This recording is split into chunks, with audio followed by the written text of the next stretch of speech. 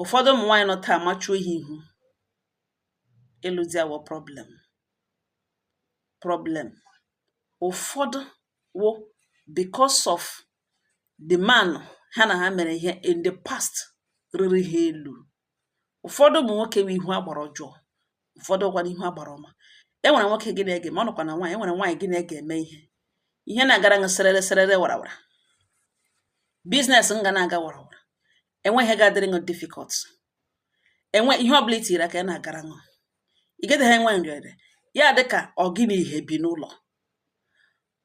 Nwekwe nwaanyị ga-arị elu, biznes nga aghasa, ihe niile aghasa ka ewe otu o si eme ụmụ nwoke, mana n'ụdị ọ na-eji eme ụmụ nwaanyị wụ enwere nwoke ihu agbara ọjọọ garị nga elu before nwoke ọzọ asị nga nnekedo ọ sị nga ya chọrọ ịlụ ọ gara.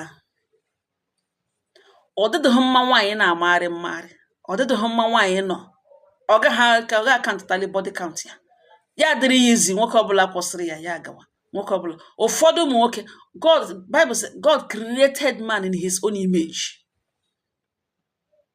Nwoke wee mini God mere na o ji wụrụ crown nwaanyị.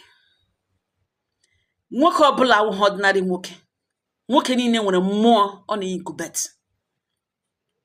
Enwere nwoke ga-arị n'elu ihe mgbu na-ebido ka ibido gbarịwa church to church, gị bido na-ajụ sị elebe problem ahụ, gị lewe nwunye dị mma anya, gị lewe ma ọ ma mma nwaanyị. A ga ahụtazi that man rịrị n'elu ekpo ya nwe ihe we claim ọṅụ. Ị gaghị adịzikwa nwoke ọzọ mma even though na gị na ya anọghị, ya hapụga ọra ya with you, gị na-asọfa ya. Ọwụghị nwoke niile kwesịrị ịrị n'elu.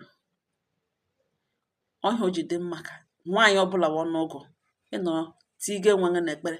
Ọ bụrụ na ịlụbeghị di nwa agbọbịa, tige nwe gị n'ekpere, tige your future n'ekpere. Ejili ka ya adịla ngwa ịnọ n'okpuru any man as long as ma wụrụ na nwoke asomegị ọfụma ya adịla ngwa gị na nwoke na-emekwana ihe ya adịla ngwa before gị na nwoke ebido ime ihe. Nye ya some time, gị na ya hụrịtawa ka ile ma nwere ihe ga-amata, ka ile ma nwere ihe ga-piece off, ka ile mana gị ile anya ụdị nwoke o ji ego ya adịghị ngwa paa unu ebido ihe unu na-eme. Ọ dịchaghị mma. Unu agaghị aghọta. Nyetụwa nwoke ahụ, nwoke bịa n'ụzọ gị, nyetụ ya time. Gị na ya gakọrịtagodo dịka friends, gị na ya maratagodo for some time before na agawa deep. Gị tikwenye ya n'ekpere. Nwoke wee incubator of oke agbara. Nwoke wee incubator of a very strong spirit rịa n'elu. Nwanne m nwaanyị, ihe mgbu ya na-adị too much.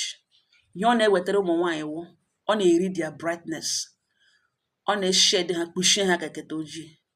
The effect ọ na-enwe mgbe nwoke rịrị nwaanyị ọjọọ elu, biznes ya na-aghasa, ihe a na-agakwara ya ọfụma, ya na ụzọ ya nọrọ na left ya kpochiri gawa left gawa right.